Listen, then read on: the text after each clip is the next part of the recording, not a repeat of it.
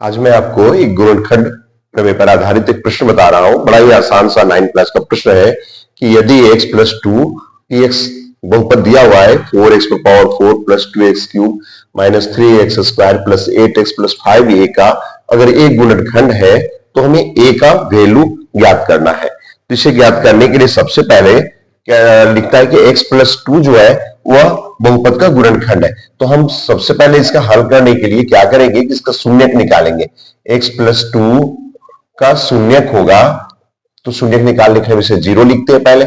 x plus 2 equal 0, इसलिए x equal 0 में 2 को इधर लाइन माइनस में होगा और ये माइनस 2, 0 में 2 को लेस करते माइनस 2।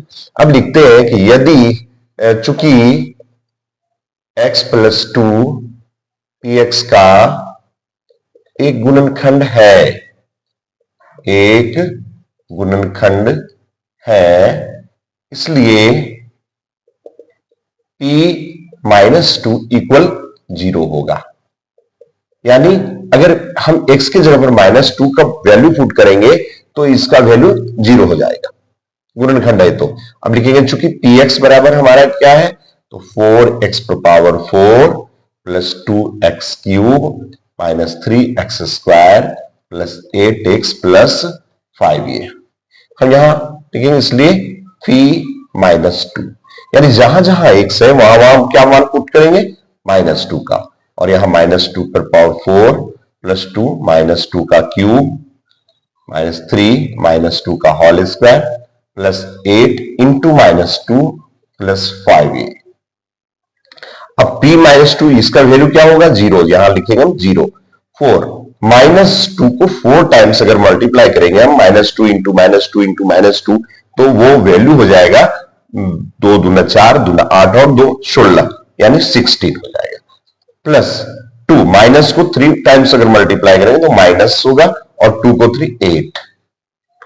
उसी प्रकार से माइनस 3 माइनस 2 का स्क्वायर यानी 4, फिर प्लस को माइनस 2 से प्लस 8 को माइनस 2 से मल्टीप्लाई करते हैं तो माइनस 16 और प्लस 5a।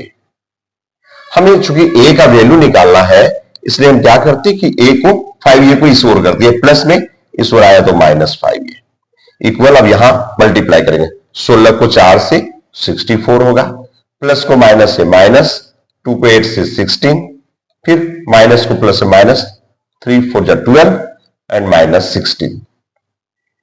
0 में 5a को लेस करते तो माइनस 5a होता है।